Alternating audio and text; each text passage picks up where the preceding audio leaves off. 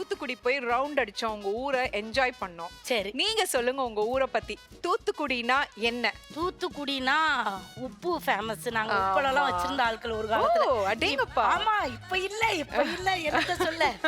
முத்து குளிக்கிறதுன்னு சொல்லுவாங்க, அது பயங்கர ஃபேமஸ். மீன் பிடிக்கிறது ஃபேமஸ். அப்புறம் அந்த ஆர்பாருக்கு நிறைய பொருட்கள்லாம் வரும்ல, அந்த மாதிரி பண்டமாற்று முறைகள்லாம் பயங்கர ஃபேமஸ். மக்கள் வந்து ரொம்ப ஸ்வீட்டா இருந்தாங்க. என்னைய பார்த்தா தெரிஞ்சிருக்குமே. சத்தியமா சொல்றேன். அதனாலதான் அவரும் பாசமா இருக்கறனால இவங்க பாசத்துல அட்ராக்ட் ஆயிருக்காங்க. பாச வேண்டாம். நீங்க சொல்லுங்க தூத்துக்குடிய பத்தி.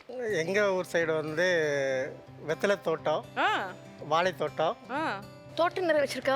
ஆமா. நீங்க சொல்லுங்க. எங்க ஊர்ல தாமிரபரணி ஆறே ஓடுது. தாமிரபரணி ஆறு நான் மறந்துட்டேன்.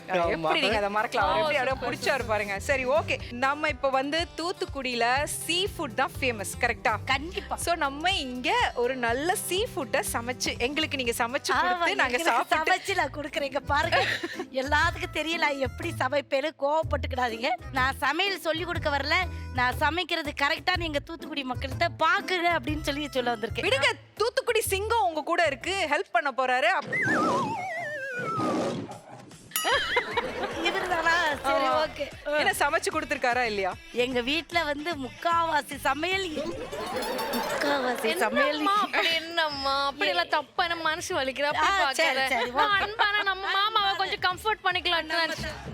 எங்க வீட்ல A to Z எல்லா வேலையும் மாமா தான் செய்வாமா. மாமா காலையில எந்திரிச்சு கோலம் போடுறதுல இருந்து, தண்ணி தெளிக்கிறதுல இருந்து, வீடு பெருக்கி சுத்தப்படுத்துறதுல இருந்து, துணி துவைச்சு போடுறதுல இருந்து எல்லா வேலையும் மாமா தான். ஐயா, இந்த கேள்வியை கேட்டது இவ தானே. ஏம்மா, உனக்கு தாம்மா நான் பதில் சொல்லிட்டு இருந்தேன்.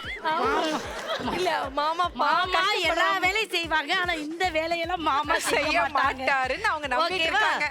நம்பி சரி, நான் இப்ப விஷயத்துக்கு வரேன். ஃபர்ஸ்ட் எங்களுக்கு என்ன சமைக்க போறீங்க? ஃபர்ஸ்ட் நாங்க என்ன பண்ணலாம் அப்படின்னு பார்த்தா, எங்க ஊர்ல வந்து மீன் எல்லாம் செத்து அப்படி கருவாடாகி கிடக்கும்ல, அந்த கருவாடை கொண்டு வந்து எப்படி ஸ்பெஷலா கருவாட்டு குழம்பு எங்க ஊர் முறையில வைக்கிறாங்கன்றதை நான் பண்றேன். நாங்க உங்க ஊருக்கே போய் கருவாடு எல்லாம் டச் பண்ணிட்டு வந்தோம், தெரியுமா? அப்படியா? மார்க்கெட்ல போயிட்டு மார்க்கெட் போன ஒரே கருவாடு. அந்த கருவாடெல்லாம் பேசிச்சா உங்ககிட்ட?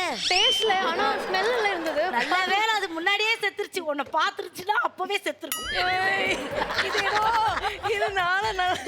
நல்ல பாசமா இருக்காங்க.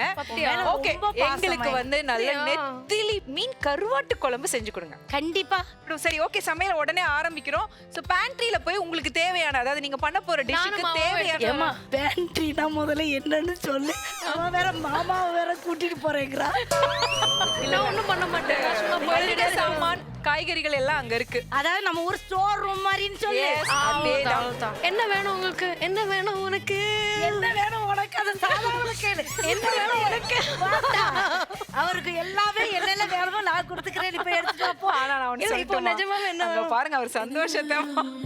இருங்க ஒரு நிமிஷம்.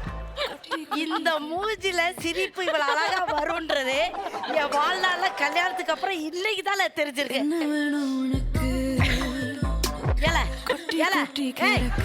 அந்த பாட்டை போடுறது கைய ஒடிச்சு விடு. என்ன வேணும் உனக்கு? சரி, ஓகே. அவரும் இவங்களும் போக வேண்டாம், அவ்வளவுதானே? சரி, நீங்களும் இவளும் போயிட்டு வாங்க. வா. ஓகே, போயிட்டு வாங்க. போய் என்ன வேணுமோ ஷாப் பண்ணிட்டு வாங்க.